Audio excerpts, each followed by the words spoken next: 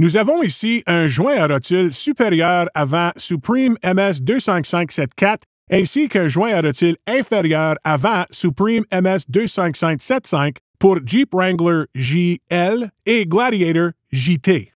Conçu pour une durée de vie prolongée, il constitue une option améliorée avec des caractéristiques telles que des paliers frités autolubrifiants, égraissables et un soufflet à blocage breveté. Dans cette vidéo, nous allons expliquer comment installer ces joints à rotule et vous donner quelques conseils et astuces qui vous aideront lorsque vous rencontrerez ce nouvel essieu avant Jeep. Avant de commencer, assurez-vous de disposer des outils nécessaires pour l'installation, y compris une clé dynamométrique étalonnée, une presse pour joint à rotule avec les coupelles, clé, cliquet et douille appropriées. Assurez-vous également de porter un équipement de sécurité et de soulever le véhicule de manière adéquate et sécuritaire. Commençons par retirer les composants à l'extrémité de la roue, y compris l'étrier de frein, le disque, le soufflet, les boulons entre le moyeu de roue et le porte-fusée de direction et le support de système ABS. Lors d'une intervention sur un véhicule équipé d'un essieu homocénétique, une astuce consiste à tirer sur l'ensemble de moyaux de roue et de l'arbre entier sans dévisser l'écrou d'essieu de roue au préalable. Ensuite, déposons les joints à rotule d'origine en retirant les goupets fendus supérieurs et inférieurs et en desserrant les écrous de joints à rotule. Vous remarquez que ces écrous ne nécessitent pas beaucoup de force pour se détacher. Laissez les écrous en place avec quelques filets engagés afin de saisir plus facilement la porte-fusée de direction lorsqu'il sera desserré. Utilisez un séparateur de joints à rotule pour séparer les joints à rotule d'une porte-fusée de direction. Retirez l'écrou inférieur puis l'écrou supérieur. Vous pouvez maintenant retirer la fusée et la mettre de côté. Passons maintenant au retrait des joints à rotule d'origine, en commençant par le joint à rotule supérieur. Installez soigneusement les coupelles et un col de cygne de taille appropriée. Une autre astuce consiste à toujours lubrifier les filets du col de cygne avant son utilisation. Utiliser une clé à choc avec douille appropriée permet d'accélérer ce processus.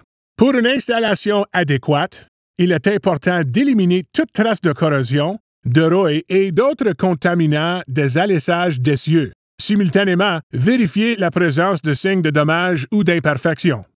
Du côté porte-fusée de direction, retirez le manchon supérieur de l'alessage et vérifiez s'il est endommagé. Veillez à éliminer toute trace de corrosion, de rouille et de saleté du manchon, ainsi que des alessages supérieurs et inférieurs. Le manchon doit se déplacer librement lorsqu'il est réinséré dans le porte-fusée. Vérifiez également que les alessages ne sont pas endommagés et qu'ils ne présentent pas de signe d'ovalisation. Ne réutilisez pas ces composants si ceux-ci ne sont pas conformes aux spécifications. Passons maintenant à l'installation des joints à rotule Supreme. Un autre conseil pour l'enfoncement de joints à rotule est de veiller à toujours utiliser des coupelles de taille appropriée. Comme vous pouvez le voir ici, la coupelle doit reposer fermement sur la bride du joint à rotule. En commençant par le joint à rotule inférieur, marquez un repère à l'aide d'un crayon gras pour faciliter l'accès lors de futurs entretiens de lubrification. Le raccord de graissage doit être approximativement parallèle à la languette d'arrêt inférieure de l'essieu. Procédez à l'installation en prenant le temps de vérifier que tout est perpendiculaire et aligné. Installez le raccord de graissage fourni sur le joint à rotule supérieur et inférieur. Continuons maintenant l'installation. Assurez-vous que le manchon supérieur est inséré dans l'alessage et peut se déplacer librement. Vissez les écrous dégagés à créneau du joint à rotule neuf en préparation à la séquence de serrage. Il est important de souligner ici que les valeurs de couple de serrage sont différentes si votre véhicule est équipé d'une porte-fusée de direction en aluminium ou en fonte. Cependant, la séquence de serrage reste la même.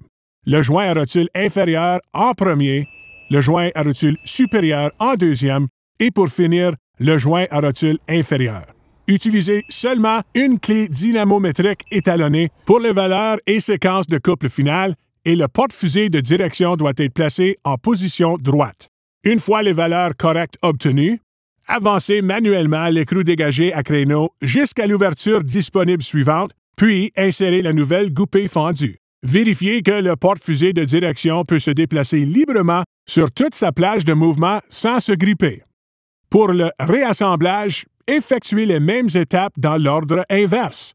Consultez toujours le manuel de réparation de l'usine pour connaître les procédures d'installation et les valeurs de coupe de serrage appropriées.